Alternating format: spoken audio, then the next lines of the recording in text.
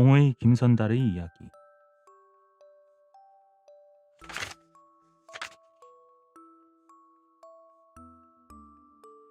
첫 번째 이야기. 봉의 김선달. 옛날 신랄한 풍자와 해학적인 수법으로 양반 나리들을 조소하고 골려주기를 잘해서 조선 팔도에 소문난 사람이 있었으니 그가 바로 김선달이다. 가는 날이 장날이라더니 난장터에 사람들이 욱실거리는 속을 뚫고 들어가 보니 한 시골 소년이 엄청나게 큰 수탉을 안고 있는데 서울 양반 나리들이 값을 깎느라고 소년을 얼리고 닥치는 판이었다. 소년은 어머님 병구원에 쓸 약을 사야 하기에 값을 내릴 수 없노라고 했다. 그러나 양반들은 기어이 값을 낮추려고 접어들었다. 김선달이 그 꼴을 보니 젖 먹던 벨이 올리미는지라 양반들을 골탕 먹이려고 앞으로 나섰다. 예, 이게 봉이 아니냐? 이걸 나한테 팔려무나? 내가 사겠다. 그 소리에 양반 나리들이 눈이 대꾼해서 선달이를 보고는 아니, 이게 봉이란 말이요? 하고 물었다. 하, 보면 모르겠소. 두말하면 잔소리지. 예야, 내가 500냥을 주마. 김선달이 단박 돈을 칠 모양으로 품속에 손을 넣으며 쪼그리고 앉으니 그 양반은 수탉부터 끌어안으며 말했다. 여보시오, 흥정은 내가 먼저 시작했소. 누가 먼저 했든 간에 난 500냥에 사겠으니 당신이 더 줄라면 사시오. 이때 한 재상이 지나가다가 봉이라는 소리에 귀가 번쩍 뜨이며 걸음을 멈추었다. 여보게, 그게 봉이 틀림없나? 나으리께서는 그림에서나 보셨지 살아있는 봉을 못 보셨는가 봅니다. 우리 집에서는 조부 때부터 봉을 길렀는데 이와 비슷하지요. 봉이 틀림없다면 내가 사겠네. 안 됩니다요. 이미 500냥에 내가 사기로 했습니다요. 허허, 무슨 말이 그리 많은가?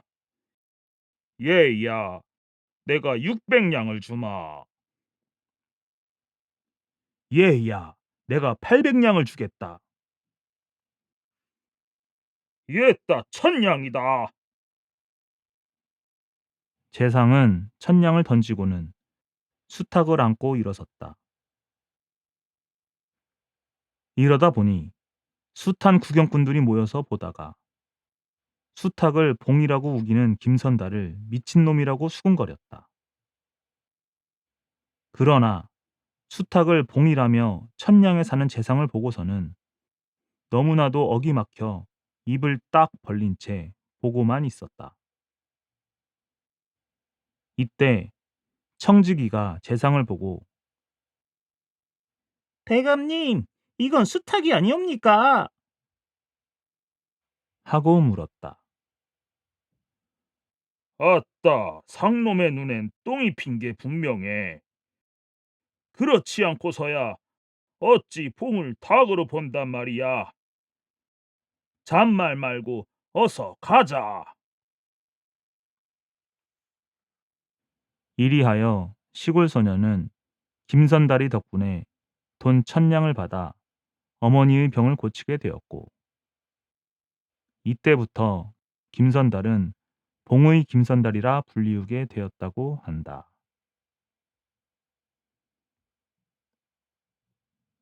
두 번째 이야기. 묘향산 기란내값. 한 번은 평양성 한 권문세가의 귀부인들이 할 일 없이 모여 앉아 공론하던 끝에 석가모니의 생일날인 4월 8일에 불탄제를 계기로 불공을 구실 삼아 묘향산 유람을 떠나기로 하였다. 불공을 들이고 묘향산을 잘 구경하고 마음껏 놀다가 오자면 묘향산을 잘 아는 길 안내자가 있어야 했다. 그래서 물색하던 중에 묘향산을 여러 번 다녀왔다는 김선달을 골라 잡았다. 김선달은 쾌히 승낙하고 화창한 봄날 말잔등에 올라앉아 길 안내를 하였다. 뒤에는 양반집 귀부인들이 가마를 타고 그 뒤로는 몸종들과 하인들이 재물과 식량을 지고 따라 나섰다. 묘향산 절에 들려 불공을 들인 후에 길을 재촉하여 인호대에 올라서서 아래를 굽어보니 아찔한 절벽 밑으로 용연폭포와 산주폭포가 떨어지고 북쪽 하늘가에서는 천신폭포가 흘러내리고 있었다. 참으로 장쾌한 전경이었다. 멀리 바라보니 웅장하고 기묘하게 생긴 봉우리들과 기암들, 깊숙한 골짜기와 깎아지른 벼랑들, 거기로 흐르는 구슬 같은 맑은 물과 쏟아지는 폭포들, 그리고 꽃향기 속을 날아다니며 노래하는 갖가지 이름 모를 새들, 이 모든 것이 한데 어울려 절승을 이루었다. 규방에 갇힌 우물안의 개구리요. 담 안에서 맴돌이 치던 슬기들인 양반 여편네들은 남자로 태어나지 못한 것을 탄식하며 입을 다물지 못하고 환성을 올렸다. 아유, 책에서만 보던 것을 제 눈으로 보니 꿈을 꾸는 것만 같네. 남자로 태어났다면 우리도 기녀들을 끌고 와서 풍월놀이를 하련만. 세상에 이처럼 아름다운 산천이 또 있을까요? 하하하, 감탄할 만한 절승 경계지요. 나도 여러 번을 다녀갔지만 범마다 이곳에다 별당을 지어놓고 한평생을 살고 싶은걸요. 보시오. 금강산의 수려한 조각미와 지리산의 웅대한 모습을 합친 절경으로서 산 모습이 기묘하고 우거진 숲이 향기롭다 하여 산 이름을 묘향산이라 지은 거지요. 김선달이 소개를 들으며 사방을 돌아보니 절벽가에는 철늦은 진달래와 철쭉꽃이 분홍빛을 뿜고 있었고 새로 피어나는 연한 나뭇잎들은 무산을 연록색으로 물들이고 있었다. 아유, 봄의 아름다움이 몽땅 이곳에 모인 것 같네요. 시조개나 읍조리는 귀부인이 선달을 본받아서 한마디 했다. 부인들이 한창 웃고 떠들 때 김선달은 기껏 좋아들 해봐라. 이제부턴 고생길이 시작이고 돌아가선 울음보를 터트릴 테니까 마음껏 웃어들 봐라. 이렇게 속으로 중얼거렸다. 사흘째 되던 날 상원암 구경을 떠났다. 오불꼬불한 산길이라 말과 가마는 못타고 걸어가는데 아랫목 보려 위에 앉아 뭉개며 손끝 하나 까딱하지 않아 피둥피둥 살찐 몸을 뚱기적거리며 벼랑길을 오르다 보니 얼마를 못 가서 발바닥에 물집이 생기고 온몸이 물에 빠진 병아리 신세가 되어 울며 불며 쩔쩔매었다. 변덕 많은 귀부인들이라 상원암 구경은 그만두고 돌아가자는 여편네도 있었다. 어떻게 해서든지 양반네 여편네들을 상원함까지 끌고서라도 올라가야만 구린내 나는 귀부인들이 앞잡이가 되어 길 안내를 한 보람이 있다는 것을 잘 아는 김선달은 양미간을 좁히더니 구수한 말로 달래기 시작했다. 아까 대사님이 말씀하셨지요. 상원함을 못 보고서는 묘향산 구경을 했다고 할 수 없다고요. 그리고 저 상원함에 올라가서 극락세계와 지옥을 구경해야만 죽어서도 극락세계에 갈 수 있답니다. 이 말을 듣자 부인들은 죽어서 극락세계에 가야겠다는 욕심으로 아픈 다리를 끌며 가파른 산길을 하인들이 몸에 실리다시피 하며 겨우 돕아 올랐다. 바위 밑에 이르러 한숨 쉬며 땀을 들이고 나자 김선달은 정숙하게 말하였다. 이제부터 상원암으로 올라가는 사람은 누구를 불문하고 저 세심대란 바위 위에 올라가 산신령님께 무사히 올라가게 해 주십사 하고 빌고서 올라가야 합니다. 양반 여편네들이 선달이 가리키는 곳을 올려다보니 깎아 세운 듯한 돌벼랑이 앞을 막았는데 쳐다만 보아도 눈뿌리가 아찔하였다. 어찌나 가파로운지 그냥 올라갈 수가 없어서 양편에다 쇠말뚝을 받고 쇠사슬을 들이었는데 그걸 붙잡고 올라가게 되어 있었다. 정말 하나님의 도움 없이는 올라갈 것 같지 못했다. 마님들을 쭉 훑어보던 김선달이 다시 입을 열었다. 새 침대 위에 올라가서 빌 때 우선 마음을 깨끗이 해가지고 올라가야 하는데 그렇지 못하면 떨어져 죽기도 하고 병신도 된답니다. 그러니 빌 때에 오늘까지 살아오는 동안에 저지른 나쁜 짓들과 마음에 꺼리는 것을 모조리 털어놓아야 하옵니다. 그래야만 마음이 깨끗하여 무사히 올라갈 수 있답니다. 그렇지 않으면 천벌을 받아 지옥으로 가게 된답니다. 그 말을 들은 양반 여편네들은 얼굴이 새까매서 금시에 벙어리로 변하였다. 그런 꼴을 바라보는 김선달의 마음은 상쾌하기만 하였다. 하지만 혹시 올라가지 않으면 얘까지 끌고 온 보람이 수포로 돌아가는지라 바위 위에 올라가서 빌어도 산신령만 들을 수 있기에 마음을 놓으십시오. 하며 좋은 말로 위로해 주었다. 그제야 마님들은 숨을 내쉬었으나 이 엄숙한 마당에서 자기를 돌이켜 볼 때 꺼림칙한 것들이 한두 가지가 아니었다. 그렇다고 올라가기를 그만두자니 많은 사람들 앞에서 자기는 깨끗하지 못한 것이 많다는 게 드러나는 판이어서 안이 오를 수도 없었다. 김선달은 먼저 산 위에 올라가 손을 모아 머리 위에 높이 축혀들고 참회하기 시작했다.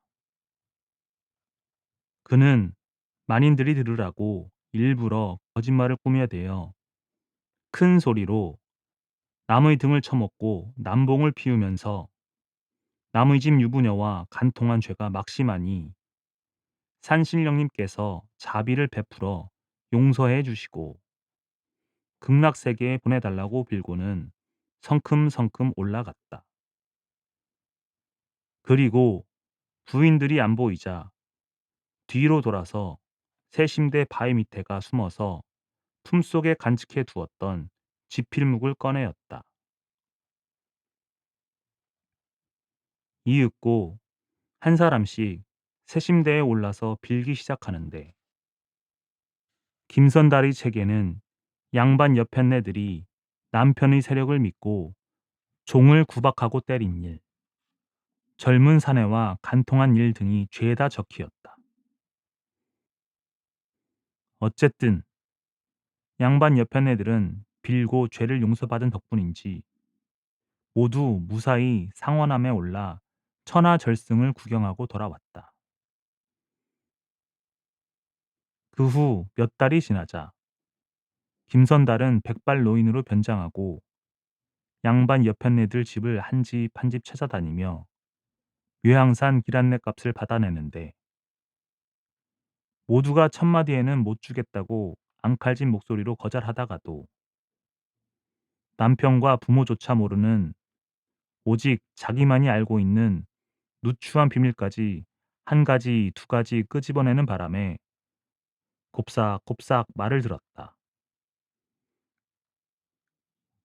이리하여 김선달은 가끔가다 돈과 재물을 받아다가는 빈민들을 구제해 주었다고 한다.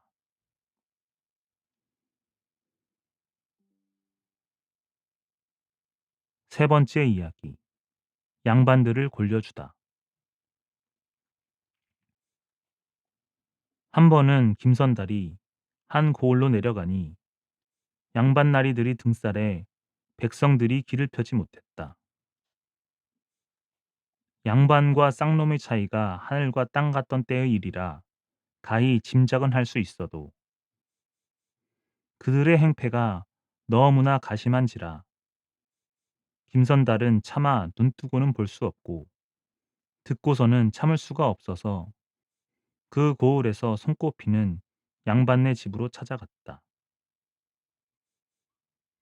때마침 거만하기 짝이 없는 양반나리는 식후에 차를 마시면서 거들떠보지도 않고 거드름을 피웠다. 더욱 꼴사납게 여겨진 김선달은 아닌 보살을 하고 한마디 슬쩍 물었다. 나리님께서는 심신이 불쾌하시어 한약을 자시옵니까? 그제서야 양반은 뱁새 눈을 지릅뜨고 초라한 선비의 꼴을 훑어보더니 쌍놈의 눈은 가죽이 모자라서 뚫어놓았구나. 나는 약이 아니라 차를 마신단 말이야. 잘하니요. 김선달이 점점 모르쇠를 대고 눈이 둥글해서 물으니 양반 놈은 더욱 기고만장해서 우쭐거렸다. 아니, 차도 몰라. 좀 마셔보겠나? 그걸 마시면 뭐가 좋습니까요? 쌍놈은 쌍놈이로다. 이걸 마시면 소화가 잘 돼서 몸에 좋단 말이야. 그럼 저는 학문으로나 마셔야겠군요. 뭐야? 양반은 두 눈이 뒤집히어 소리쳤다. 그러거나 말거나 김선달은 아닌 보살하고 말했다. 저는 방금 콩밥김을 메고 오는 길이어서 소화가 너무 잘 돼 야단인데 차까지 마시면 어쩌겠나요? 그러니 거꾸로 마시면 소화가 천천히 될 게 아닙니까요? 양반나리는 그만 기가 막혀 입을 딱 벌린 채 아무 말도 못하고 시영시영 걸어가는 김선달의 뒷모습만 오래도록 바라보았다. 이튿날 김선달이 거리로 나가니 정자나무 그늘 아래 숱한 양반들이 모여 앉아서 장기를 두고 있었다. 그 중에는 어제 놀림을 받은 양반나리도 끼어 있었다. 이 세상에서 제일 무서운 게 뭔지 알겠소? 양반나리가 김선달이 오는 것을 보고 좌중에다 물었다. 거야 호랑이지. 세상에 범을 당할 놈이 또 있나? 안 그래? 아니지요. 내 보기엔 남의 재물을 탐내는 도적이 제일 무섭지요. 이건 분명 돈냥이나 있어 보이는 양반의 말이었다. 그러자 양반나리가 선달을 훑기 보고는 뻣뻣해도 세상에서 제일 무서운 게 양반이지요. 세상에 노예와 쌍놈치고 양반을 무서워하지 않는 놈이 어디 있겠소? 하고 말했다. 그놈의 심보를 알아차린 김선달은 양반을 무서워 안 하는 쌍놈이 여기 있다는 식으로 양반나리의 말을 제꺽 받아서 그렇구 말구요. 참말로 지당한 옥 같은 금원위에다. 호랑이 가죽을 척 깔고 앉아서 남의 재물을 마구 삼켜버리는 양반들보다 더 무서운 것이 이 세상에 또 어디 있겠습니까? 안 그렇습니까, 양반나리? 하고 맞장구를 쳤다. 양반들이 고를 쳐들고 바라보니 거지 같은 쌍놈이라. 돌을 들어 제 발등을 깨고는 무안에 취하여 아프다는 말 한마디 못하고 꿀먹은 벙어리가 되어 코숨만 쉬고 있었다.